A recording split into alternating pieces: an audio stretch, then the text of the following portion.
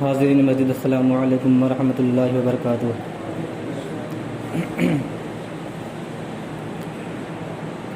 الحمد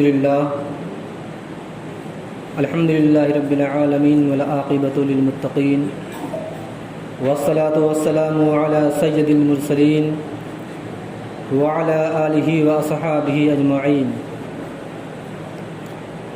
اما بعد فاعوذ باللہ من الشیطان الرجیم، بسم اللہ الرحمن الرحیم۔ لا اقسم بهذا البلد، صدق اللہ مولانا العظیم وبلغنا رسوله النبی الامین المکین الکریم، ونحن على ذلك لمن الشاہدین والشاکرین، والحمد للہ رب العالمین۔ محترم سامعین، آئیے کچھ عرض و معروض سے قبل اپنے آقا نامدار،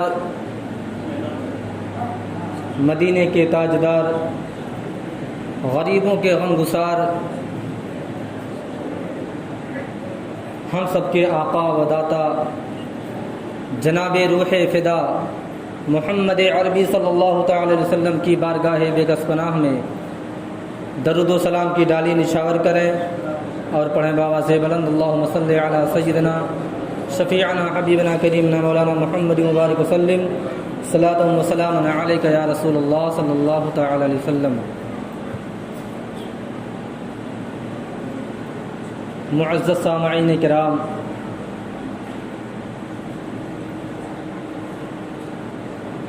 یہ ماہ مبارک جسے ماہ ربیع النور، ماہ ربیع الاول بھی کہا جاتا ہے، آج اسی مہینے کی 8 تاریخ ہے اور اسی مہینے کی 12 تاریخ کو دونوں عالم کے آقا ہمارے نبی اور تمام نبیوں کے آخری نبی اس خاکدان گیتی پر تشریف لائے۔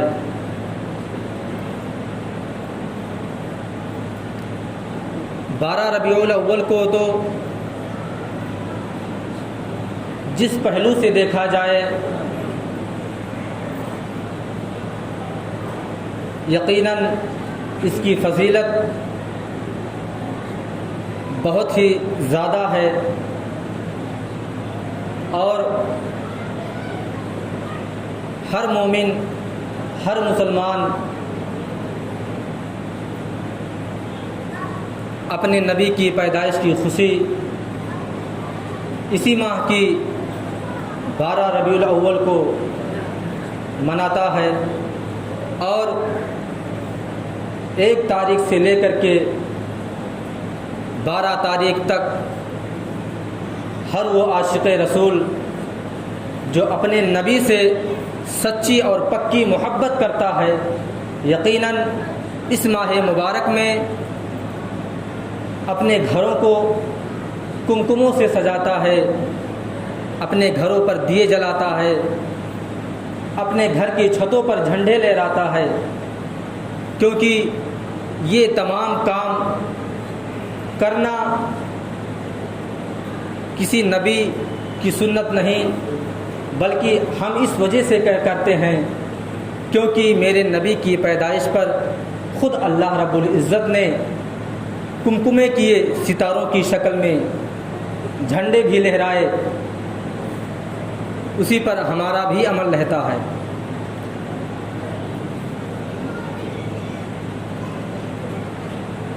اور میلاد مصطفیٰ کی خوشی اللہ رب العزت نے خود منائی اور میلاد مصطفیٰ بھی منایا، اور ایسے منایا کہ جس طرح ہم اس ماہ مبارک میں اپنے گھروں پر کمکمے لگاتے ہیں، تو جس رات ہمارے اور آپ کے نبی مکے کی سرزمین پر تشریف لانے والے تھے، اسی رات اللہ رب العزت نے تمام ستاروں کو حکم دیا کہ آمنہ کے چھت پہ جا کے جگمگاؤ۔ یقیناً آج ہمیں اسی راستے پر عمل کرنا چاہیے کہ جب ربیع الاول کا چاند نظر آ جائے تو ہمارا بھی حق بنتا ہے، ہمارا ایمان کہتا ہے کہ ہم بھی اپنے گھروں پر کمکموں کی سجاوٹ کریں، جھنڈے بھی لہرائیں، تاکہ ظاہر ہو کہ ہم اپنے نبی سے سچی اور پکی محبت کرتے ہیں۔ اور جب اللہ رب العزت اپنے نبی کی میلاد خود مناتا ہے تو ہمارا تو ہر پہلو سے حق بنتا ہے کہ اپنے نبی کی میلاد منائیں، ان کی خوشی منائیں اور لنگر عام بھی کریں، غریبوں کی مدد کریں، تاکہ اللہ رب العزت ہم تمامی لوگوں کو اپنے نبی کی محبت میں ہماری بخشش بھی فرمائے اور ہماری شفاعت بھی فرمائے۔ خود میرے نبی نے اپنے میلاد کی خوشی منائی اور واقعہ یوں پیش آیا کہ اعلان نبوت کے بعد حضور تاجدار مدینہ صلی اللہ تعالی علیہ وسلم نے مکے کی سرزمین پر چند بکرے کٹوائے اور اپنے میلاد کی خوشی منائی، تمام غریبوں اور صحابوں کو دعوت و طعام پہ بلایا اور اپنے پیدائش کی خوشی منانے کا حکم بھی دیا۔ تو تمام صحابہ کرام کے راستے پر اپنے نبی کے بتائے ہوئے احکام پر چلنے کا ہمیں بھی شرعی حکم ہے۔ ہم بھی اپنے نبی کی محبت میں، اس کے آنے کی خوشی میں ہم بھی غریبوں کی مدد کریں، لنگر عام کریں، غریبوں کو کھانا کھلائیں، جو غریب ہیں ان کی ہر طرح سے مدد بھی کریں۔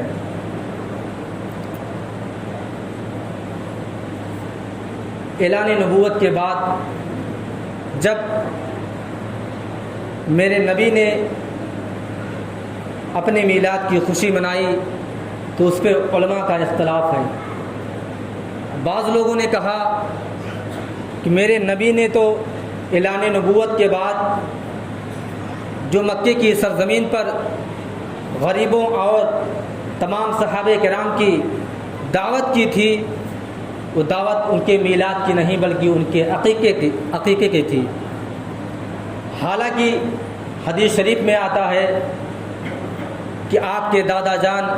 حضرت عبد المطلب رضی اللہ تعالی عنہ میرے نبی کے پیدائش کے 7ویں دن ہی آپ نے عقیقہ کر دیا تھا۔ بہرحال جس بھی پہلو سے دیکھا جائے، اگر عقیقہ ہی مان لیا جائے تو آپ بھی جانتے ہیں کہ عقیقہ کسی میت کی تیجے میں نہیں منایا جاتا، کسی کی وصال پر نہیں منایا جاتا، بلکہ عقیقہ پیدائش ہی کی خوشی میں عقیقہ منایا جاتا ہے اور عقیقے کی دعوت و طعام کی جاتی ہے۔ تو جس بھی پہلو سے دیکھا جائے میرے نبی نے اپنا خود میلاد منایا۔ اور اگر ہم اور آپ تمامی حضرات اپنے نبی کی میلاد کی خوشی منائیں گے تو یقیناً اللہ رب العزت ہماری اور آپ کی بخشش فرمائے گا، کیونکہ جب اور جس دن میرے نبی کی پیدائش ہونے والی تھی اسی دن آپ کے چچا جو بدترین کافر تھے، جن کا نام ابو لہب تھا، جن کی مذمت میں، جن کی برائی میں پوری صورت مقدسہ نازل فرمائی گئی، جس دن آپ کی پیدائش ہونے والی تھی تو آپ کے چچا ابو لہب نے اپنی لوڈی صوبیہ سے کہا کہ آج میرے مرحوم بھائی عبداللہ کے یہاں بچے کا جنم ہونے والا ہے، جاؤ دیکھو اور جب بچے کی پیدائش ہو جائے تو اس کی خوشخبری مجھے دینا۔ جب صوبیہ حضرت آمنہ رضی اللہ تعالی عنہا کے گھر پہنچتی ہیں تو کیا دیکھتی ہیں کہ آپ کا یعنی حضرت آمنہ رضی اللہ تعالی عنہا کا گھر خوشبوؤں سے مہک دمک رہا ہے، اور آپ کے گھر میں روشنی ہے، اور آپ کے گھر کے چاروں طرف چہل پہل ہے۔ اور جس وقت پیدائش ہو جاتی ہے، صوبیہ لوڈی جو ابو لہب کی لوڈی تھی میرے نبی کو اپنے گود میں لے کر کے آتی ہے، اور ابو لہب کے سامنے آتی ہے اور کہتی ہے کہ آپ کے مرحوم بھائی کا ایک بیٹا پیدا ہوا ہے، اور وہ بیٹا یہ ہے اور جس کا نام محمد ہے۔ جب ابو لہب نے یہ خوشخبری سنی تو فوراً اپنے 2 انگلیوں کے اشارے سے اپنی اس لوڈی صوبیہ کو آزاد کر دیا، اور بتایا جاتا ہے کہ جب ایسا بدترین کافر شخص میرے نبی کی محبت میں، میرے نبی کی میلاد میں خوشی مناتا ہے، اور جب اس کا انتقال ہو جاتا ہے تقریباً 1 سال کے بعد، جب ان کے دوسرے بھائی حضرت عباس رضی اللہ تعالیٰ عنہ کے خواب میں ابو لہب آتا ہے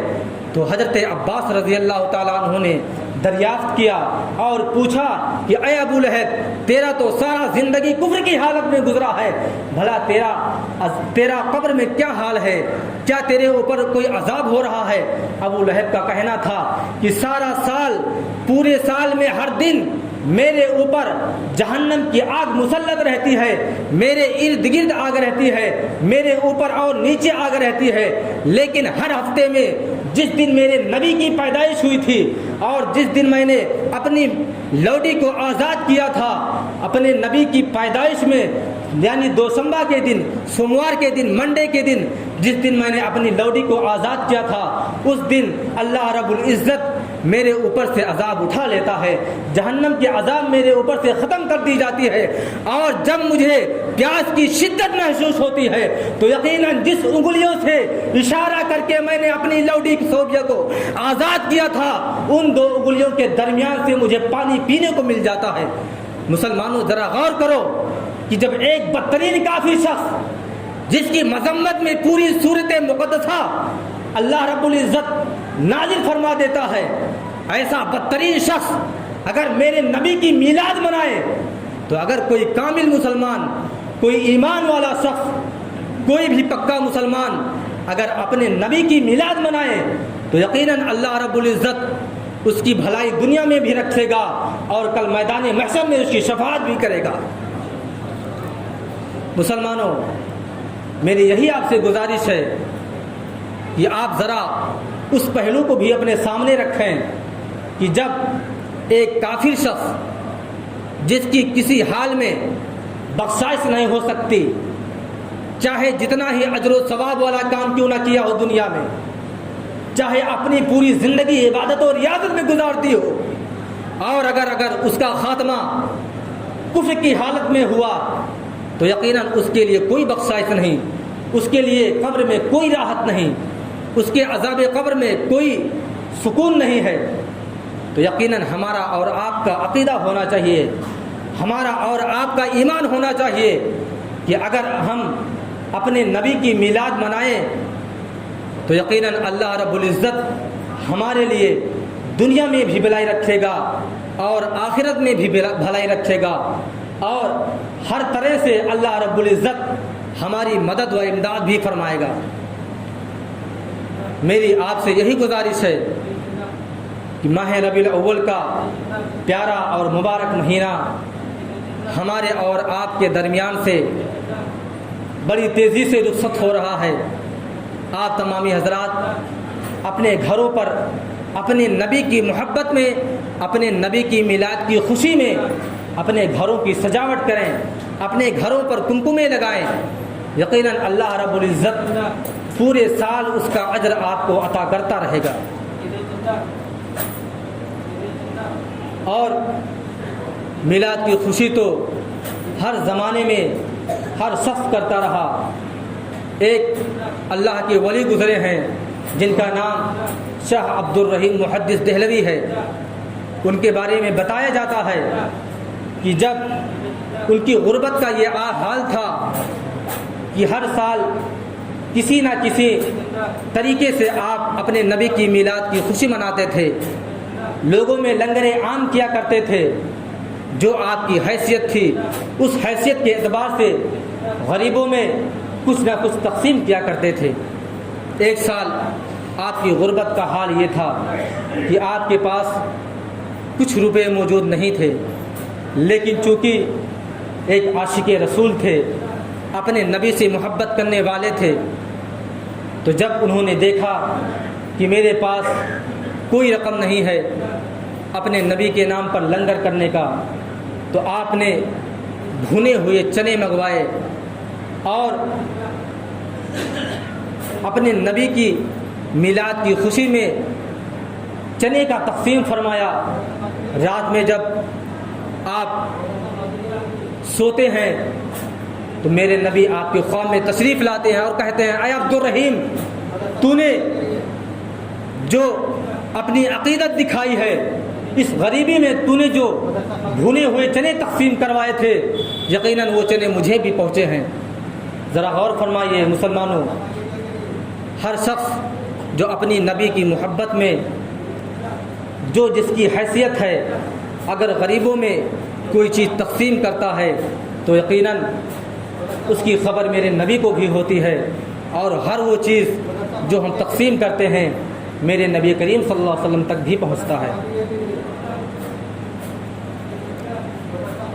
اور 12 ربیع الاول یقیناً منگل کے دن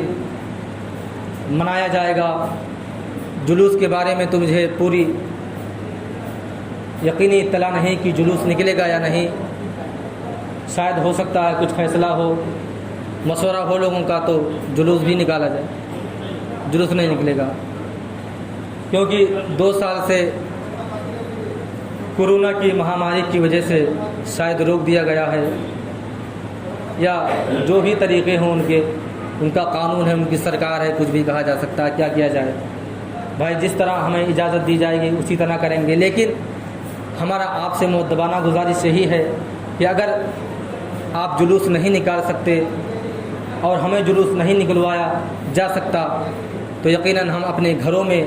ماہ ربیع الاول اپنے نبی کی میلاد تو یقیناً منا سکتے ہیں، اپنا لوگوں میں سبیل تقسیم کر سکتے ہیں، لوگوں میں لنگر عام تقسیم کر سکتے ہیں۔ اور کیونکہ صرف ہم ہی نہیں ہیں کہ اپنے نبی کی میلاد کی خوشی مناتے ہیں، بلکہ ہر دور میں ہر زمانے میں نبی کا میلاد منایا جاتا رہا ہے۔ یقیناً مکے کی سرزمین پر بھی آج سے 100 سال پہلے جب ترکی حکومت تھی تو عام طور سے کھلے عام لوگ جلوس محمدی بھی نکالتے تھے۔ یہ بات کی بات ہے کہ آج دوسری حکومت ہے تو لوگ کھلے عام نہیں مناتے، لیکن پھر بھی لوگ اپنے نبی سے عقیدت رکھنے والا ہر شخص، چاہے مکے کی سرزمین پر رہتا ہو یا مدینے کی سرزمین پر رہتا ہو، آج بھی اپنے گھروں میں نبی کی میلاد کی خوشی مناتا ہے۔ اور ایک غازی گزرے ہیں جن کا نام سلطان صلاح الدین ایوبی ہے، جنہیں صلیبی جنگوں کا ہیرو کہا جاتا ہے۔ ان کا تو پورا خاندان عاشق رسول ہی تھا، پورا خاندان ہر شخص ہر سال نبی کی میلاد مناتا تھا۔ اور جو سلطان صلاح الدین ایوبی کے بہنوئی تھے جن کا نام ابو سعید المظفر تھا، ان کے بارے میں بتایا جاتا ہے کہ ہر سال